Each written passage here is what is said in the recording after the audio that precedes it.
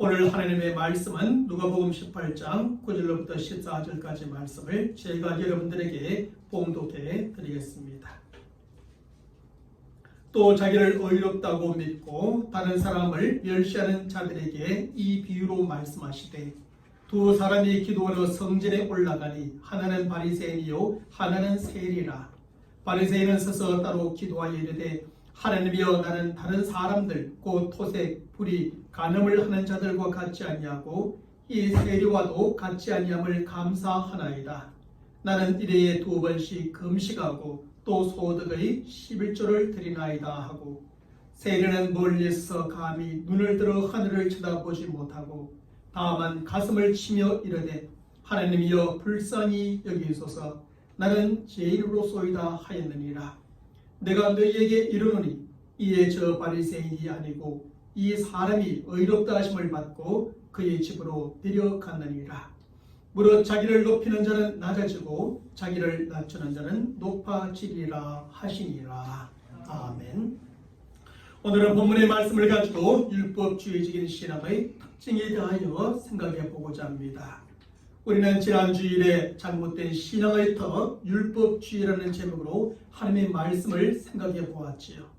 그것은 우리의 신앙과 신앙생활을 잘못된 신앙의 터가 아니라 참된 신앙의 터 위에 세워야 한다는 것이었습니다. 그러면 잘못된 신앙의 터는 무엇이고 참된 신앙의 터는 무엇이었습니까? 먼저 참된 신앙의 터는 고린도전서 3장 11절의 말씀에서 하나님께서 바울을 통하여 계시해 주신 터입니다. 이 말씀에서 바울은 우리의 신앙과 신앙생활의 터는 오직 하나밖에 없는데 예수 그리스도라고 가르쳐 주었습니다. 그리고 여기서 예수 그리스도는 복음의 핵심으로서 곧 복음이 우리의 신앙과 신앙생활의 터라는 것입니다. 다음으로 잘못된 신앙의 터는 바울이 닦아둔 터가 아니라 다른 터를 가리키는 것입니다. 바울이 닦아둔 예수 그리스도 곧 복음이라는 터가 아니라 다른 사람이 닦아둔 터를 말하는데 그 터는 바로 유대인들이 닦아둔 터요 율법주의라고 하는 터입니다. 거짓된 신앙책에 빠져 있었던 유대인들은 그 신앙책에 따라 율법을 잘못 해석하고 적용함으로 율법주의를 만들어냈습니다. 의식을 모두 행함으로 의롭게 되고 구원을 얻을 수 있다는 율법주의라는 전혀 다른 터, 잘못된 신앙의 틀을 만들어냈던 것입니다. 그리고 저들은 율법주의라는 잘못된 신앙의 터 위에 저들의 신앙과 신앙생활을 세워갔던 것이지요.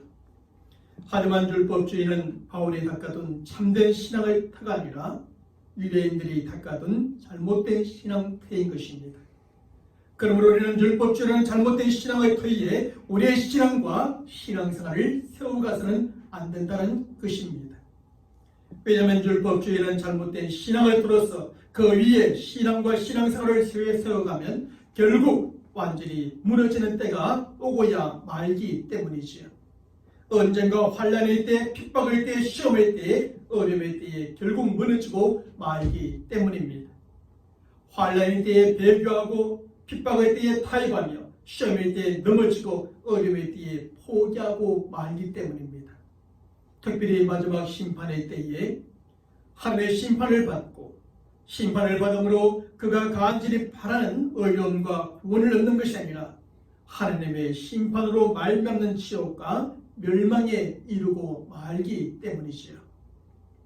우리는 오직 예수 그리스도 곧 복음이라는 참된 터 위에 우리의 신앙과 신앙생활을 계속하여 세워가야 합니다. 예수 그리스도께서 죄인된 우리를 위해서 세상에 오셨고 우리의 죄를 위해 십자가에 못 박혀 죽으셨으며 사흘 만에 다시 살아나셨다는 복음의 그 터 위에 우리의 신앙과 신앙생활을 세워가야 합니다. 그러면 우리는 환난의 때, 핍박의 때, 시험의 때, 어려움의 때에도 결코 무너지지 않을 것입니다.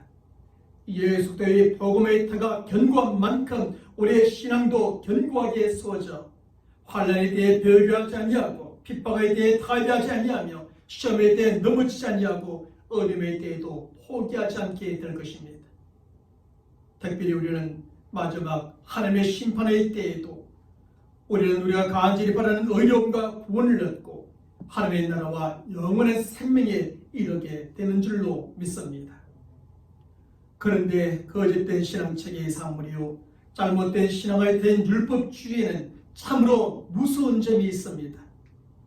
그것은 먼저 율법주의적인 신앙에 빠져 있는 사람은 자신이 그런 신앙에 빠져 있다는 사실을 전혀 모른다는 것입니다. 오히려 자신은 하나님을 잘 믿고 있으며 하나님을 잘 섬기고 있다고 생각하며 신앙생활을 한다는 것입니다. 그 대표적인 사람들이 예수님 당시 바리새인들과 바울 당시의 율법주의자들이 아니었습니까? 예수님 당시나 바울 당시에 이러한 율법주의가 얼마나 만연해 있었고 심각했는지 모릅니다.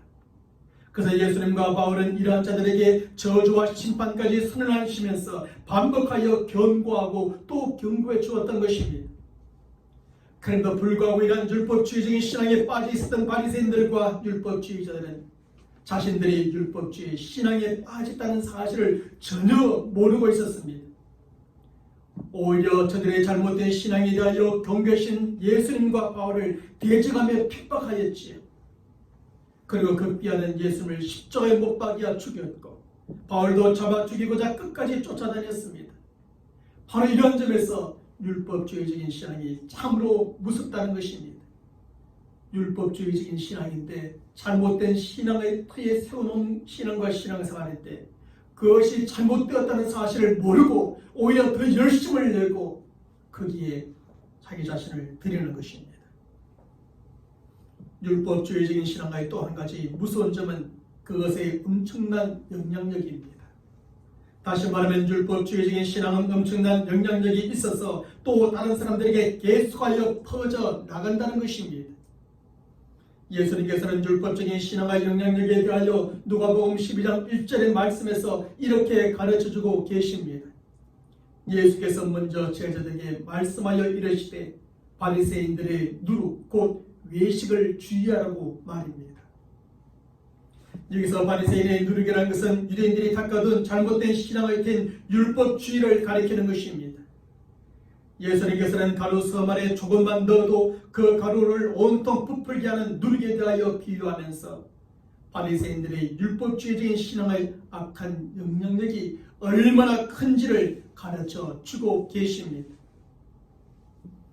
바로 이런 점에서 우리는 바리새인들의 누룩, 곧 저들의 율법주의적인 신앙을 주의해야 하는 것입니다.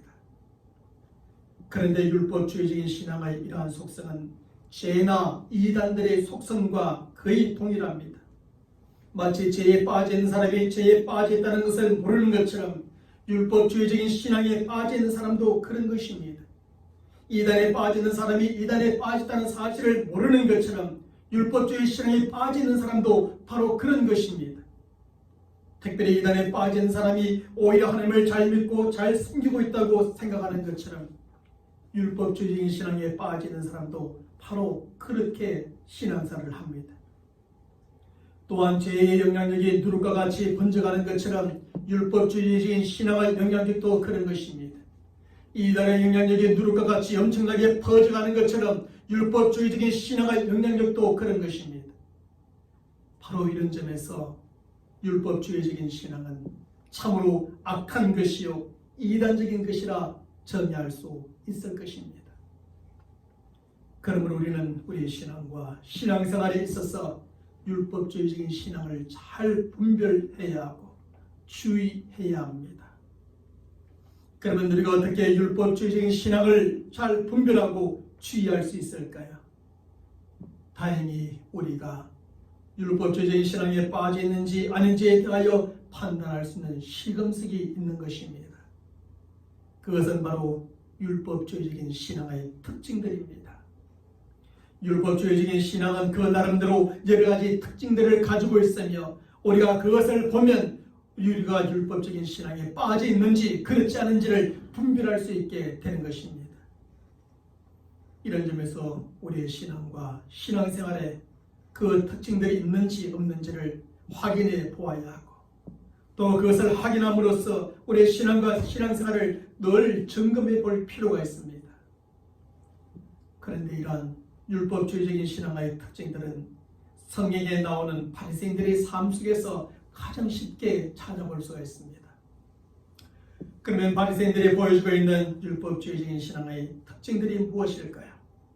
첫 번째 율법주의적인 신앙의 특징은 자기 의로움입니다. 오늘 본문의 말씀에서 예수님은 기도하기 위해 성전에 찾아나온 바리새인과 세리에 대하여 비유적으로 말씀해주고 계십니다. 이 비유에서 예수님은 바리새인의 기도와 세리의 기도를 통해 바리새인이 보여주고 있는 율법주의적인 신앙이 무엇인가를 밝혀주고 계시지요. 특별히 오늘 본문 9절의 말씀에서 예수님은 자기를 의롭다고 믿고 다른 사람을 멸시하는 자들에게 이 비유로 말씀하신다고 밝히며 본문의 말씀을 시작하고 있습니다. 그런 얘기에서 자기를 의롭다고 믿는 사람은 바리새인이고 멸시받는 사람은 바로 세리입니다. 결국 바리새인은 자기를 의롭다고 믿었다는 것이요, 세리는 불의하다고 생각하며 멸시하였던 것입니다. 그러면 바리새인은 왜 자기를 의롭다고 믿었고 세리는 불의하다고 멸시하였을까요? 우리는 오늘 본문 11절과 12절의 말씀에서 바리새인이 자기를 의롭다고 믿었던 근거를 발견하게 됩니다. 우리 함께 11절과 12절의 말씀을 읽어보겠습니다. 바리새인은 서서 따로 기도하여 이르되 하느님이여, 나는 다른 사람들 곧 토색, 불의, 간음을 하는 자들과 같지 아니하고 이 세리와도 같지 아니함을 감사하나이다. 나는 일에 2번씩 금식하고 소득의 11조를 드리나이다 하고. 다시 말하면 바리새인은 먼저 자기는 다른 사람들처럼 토색, 불의, 간음의 죄를 짓지 않았다는 것입니다. 그리고 그는 세리처럼 이스라엘 백성들에게 세금을 거두어 로마 제국에 상납하고 세금의 일부를 착복하는 일도 하지 않았다는 것입니다. 바리새인은 오히려 일주일에 2번씩 금식하고 소득의 11조를 꼬박꼬박 드린 것과 같은 율법의 규례를 잘 지켰다는 것입니다. 결국 그는 다른 사람들이나 세리가 짓는 죄를 짓지 않았고 율법의 규례를 잘 지켰다는 것으로 자기를 의롭다고 믿었던 것입니다. 하지만 세리는 어땠습니까? 예수님 당시의 세리는 이스라엘 백성들로부터 세금을 거두어 저들을 지배하고 있던 로마 제국에 상납하는 일을 맡았습니다. 그리고 저들은 백성들로부터 정해진 것 이상의 세금을 거두어서 그 부분은 자기가 착복하였던 겁니다. 그래서 저들은 이스라엘 백성에게 냉대를 받았고 죄인의 대명사로 불리며 불의한 자로 취급을 받았던 겁니다. 그래서 이 스스로 자기를 어렵다고 믿었던 바리새인들에게 저들은 더욱더 불의한 자로 취급을 받았고 멸시를 받았습니다. 바리새인과 세리가 비록 한 성전에 나와 함께 기도를 드리지만 서로 멀리 떨어져서 기도를 드릴 정도로 바리새인은 저들을 멸시하였고 세리는 저들에게 멸시를 받았습니다. 그를 보면 13절의 말씀에서 세리는 스스로도 자기 자신을 죄인이라는 사실로 고백하고 있지요. 세리는 멀리 있어서 감히 눈을 들어 하늘을 쳐다보지도 못하고 다만 가슴을 치며 이르되 하나님이여 불쌍히 여기소서, 나는 죄인으로소이다 하였느니라. 그러나 바리새인과 세리의 기도를 모두 들으신 후 예수님은 어떻게 말씀하셨습니까? 예수님께서는 오늘 보면 14절 전반부의 말씀에서 내가 너희에게 이르노니 이에 저 바리새인이 아니라 이 사람이 의롭다 하심을 받고 그의 집으로 내려갔느니라고 선언해 주고 계십니다. 다시 말하면 의롭다고 믿었던 바리새인이 하나님께 의롭다 하심을 받지 못했다는 것입니다. 오히려 자기가 죄인임을 고백하였던 세리가 하나님께 의롭다 하심을 받고 집으로 내려갔던 겁니다. 여기서 깨닫게 되는 것은 바리새인이 자기 의로움의 근거를 율법의 규례를 잘 지킨 것에 두었지만 그것으로는 의롭다 하심을 받지 못했다는 겁니다. 의롭다 하심은 오히려 자신이 죄인이라는 사실을 깨닫고 고백하는 세리가 받게 되었다는 것입니다. 그러면 왜 이렇게 되었을까요? 왜냐하면 바리새인은 율법주의적인 자신의 행위를 의지하였기 때문이요, 세리는 죄를 불쌍히 여겨주시는 하나님의 은혜를 의지하였기 때문입니다. 이런 사실을 통해 우리는 무엇을 깨닫게 됩니까? 사람이 아무리 율법의 길을 다 지켰을지라도 그런 율법적인 행위로는 하나님께 의롭다함을 받지 못한다는 겁니다. 아무리 훌륭하고 선한 삶을 살았다 할지라도 그런 삶으로는 하나님 앞에 설 수 없고 하나님께 의롭다 하심을 받지 못한다는 것입니다. 죄인된 사람이 하나님 앞에 나아갈 수 있고 하나님께 의롭다 하심을 받게 되는 유일한 근거는 오직 하나님의 은혜밖에 없다는 것입니다. 자신의 죄를 깨닫고 고백하며 회개하는 죄인을 불쌍히 여기시며 그 죄를 용서해 주시는 하나님의 은혜밖에 없다는 겁니다. 사랑하는 성도 여러분, 자기의 의로움, 이것은 율법주의적인 신앙의 첫 번째 특징입니다. 그러므로 누군가 율법주의적인 행위를 자기 의로움으로 근거를 삼고 있다면 그 사람은 율법주의적인 신앙에 빠져 있는 사람입니다. 주일과 예배, 금식과 기도, 헌금과 봉사와 같은 율법의 규례를 잘 지켰으니 의롭다고 믿는 사람이 있다면 그 사람은 바로 율법주의적인 신앙에 빠져 있는 사람이죠. 이런 사람은 율법주의적인 자신의 행위를 의지함으로 스스로는 자기를 의롭다고 믿고 있을지 몰라도 하나님께 의롭다 하심을 받을 수가 없습니다. 이런 사람은 다른 사람을 불의한 자라고 멸시하지만 자신은 하나님께 불의한 자로 멸시를 받고 결국 버림을 받게 되는 것입니다. 그러므로 율법주의적인 신앙에 빠져 있는 사람은 이런 사실을 얼른 깨닫고 자신의 행위를 의지하는 신앙에서 벗어나야 합니다. 그 어떤 사람도 자신의 어떤 율법적인 행위로 의로움에 이를 수 없습니다. 사실 우리가 사람들 앞에 섰을 때는 상대적으로 좀 더 선할 수 있고 좀 더 의로울 수도 있습니다. 다른 사람들보다 이것도 좀 더 잘했고 조금도 좀 더 열심히 잘했을 수도 있습니다. 하지만 하나님 앞에 섰을 때 우리의 그 어떤 신앙적인 행위와 삶도 참으로 보잘것없는 것임을 깨닫게 됩니다. 그리고 이러한 행위와 삶으로는 우리가 하나님 앞에 결코 설 수 없으며 결단코 의롭다 하심을 받을 수 없음을 깨닫게 됩니다. 그러므로 우리는 하나님 앞에서 우리의 신앙적인 행위나 삶을 내세우거나 자랑하지 말아야 합니다. 하나님, 나는 특별한 죄를 짓지 않았습니다. 불의하게 행하지 않았습니다. 거짓말하지 않았습니다. 도둑질하지 않았습니다. 나는 주일날 예배에 나와서 열심히 예배를 드렸습니다. 헌금도 드렸습니다. 봉사도 했습니다. 이것이 우리의 의로움의 근거가 되지 못하는 겁니다. 우리는 오직 세례와 같이 하나님의 불쌍히 여기심과 사죄의 은혜를 구하며 하나님 앞에 나아가야 하지요. 그리할 때 하나님께서는 우리를 불쌍히 여기시며 사죄의 은혜를 베풀어 주십니다. 우리의 더러운 죄의 옷을 벗겨주시고 하나님의 깨끗한 의의 옷을 입혀주시며 의롭다 인증해 주시는 줄로 믿습니다. 우리의 의로움은 오직 하나님의 은혜로 말미암아 주어지는 겁니다. 두 번째 율법주의적인 신앙의 특징은 영적 우월감입니다. 오늘 본문의 말씀에 나오고 있는 바리새인에게서 우리가 느끼게 되는 감정은 바로 우월감입니다. 자신은 너희롭고 존경받을 만한 사람이요 세례는 불의하다고 무시하고 멸시하는 바리새인에게서 우리는 우월감을 느끼게 됩니다. 그 우월감은 세상적인 의미에서의 우월감이 아니라 신앙적인 의미에서의 영적 우월감입니다. 왜냐하면 바리새인은 신분과 직분과 돈과 근세가 아니라 금식과 11조와 같은 율법의 규례를 잘 지킨다는 것으로 우월감을 나타내고 있기 때문입니다. 또한 그의 우월감은 절대적인 의미에서의 우월감이 아니라 상대적인 의미에서의 우월감입니다. 왜냐하면 바리새인은 자신과 세리를 비교하여 상대적으로 내가 더 우월하다는 것을 말하고 있기 때문이지요. 그런데 여기에서 바리새인이 보여주고 있는 영적 우월감은 바로 율법주의적인 신앙의 또 다른 특징이라는 겁니다. 율법주의적인 신앙의 특징은 신앙적인 의미에서 내가 율법의 규례를 잘 지킨다는 것으로 다른 사람보다 영적으로 더 우월하다고 생각하는 것입니다.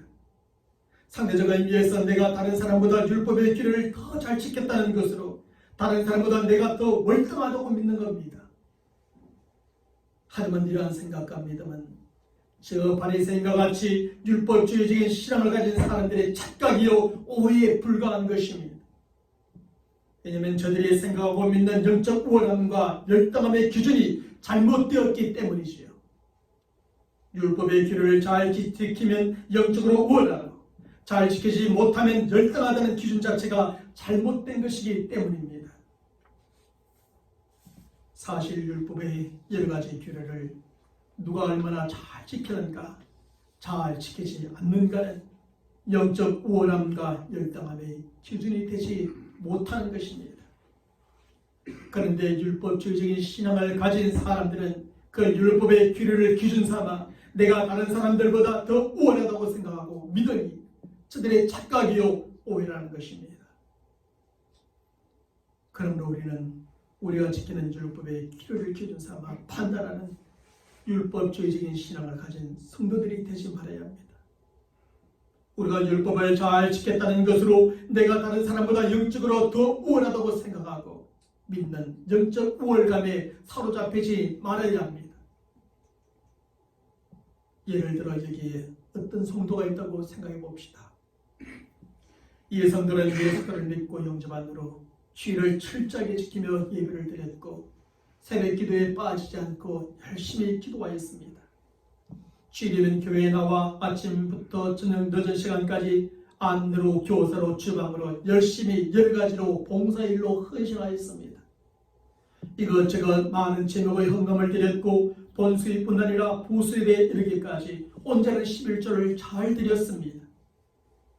그런데 그 성도가 자신의 이러한 신앙적인 행위에 근거하여 내가 다른 성도보다 영적으로 더 우월하다고 생각한다면 그것은 그 사람이 착각이요 오해라는 겁니다. 그리고 그 성도는 율법주의적인 신앙을 가진 성도요 상대적으로 영적 우월감에 사로잡히는 성도라는 것이죠. 사는 성도 여러분, 성수 주일이나 기도, 봉사나 11조를 드리는 것이 우리의 신앙생활에 있어서 중요한 부분이기는 합니다. 그리고 우리는 하나님을 믿고 섬기는 성도로서 이러한 부분에 있어서 그 책임과 의무를 다해야만 합니다. 하지만 여기에서 우리가 항상 잊지 말고 기억해야 될 것은 이 모든 행위는 본질을 담는 그릇에 불과하다는 사실입니다. 이것은 하나님을 진심으로 사랑하는 마음과 하나님을 바르게 하는 신앙의 본질을 표현하는 하나의 방편에 불과한 것이지요. 만약 앞의 성도가 이러한 신앙의 본질을 분명히 가지고 있었다면 그는 자신의 그 모든 신앙적인 행위에도 불구하고 그렇게 생각하지 않았을 겁니다. 자신의 그런 신앙적인 행위에 근거하여 내가 다른 사람보다 영적으로 더 우월하다고 그렇게 생각하지 않았을 것입니다. 참된 신앙의 본질을 가지고 있는 성들은 율법주의적인 신앙을 갖지 않고 그 신앙에 따라 생활을 하지 않습니다. 자신의 신앙적인 행위에 근거하여 다른 성도들보다 내가 영적으로 더 우월하다는 영적 우월감에 사로잡히지 않습니다. 그는 오히려 하나님을 더 사랑하지 못하고 하나님을 더 알지 못하고 있음을 몹시 안타까워할 겁니다. 그래서 하나님을 더 사랑하고 하나님을 더 깊이 알기 위해서 몸부림치게 될 겁니다. 그리고 하나님을 진심으로 사랑하는 마음과 하나님을 바르게 아는 신앙의 본질을 가지고 그 본질에 따라서 신앙생활을 하려고 노력하게 될 것이지요. 무엇을 하든지 그 모든 신앙적인 행위를 신앙의 본질을 표현하는 방편으로 삼아 신앙생활을 하고자 애를 쓰게 될 겁니다. 그래서 하나님을 진심으로 사랑하고 하나님을 바르게 아는 만큼 열심히 주의를 지키고 예배를 드리며 기도하고 봉사하고 11조를 드리는 바른 신앙생활을 하게 되는 겁니다. 사는 사람은 누군가 신앙적인 행위로 내가 더 의롭게 된다고 생각하거나 내가 다른 사람보다 더 우월하다고 믿는다면 그것은 그 사람의 착각이요 오해입니다. 결코 그럴 수 없습니다.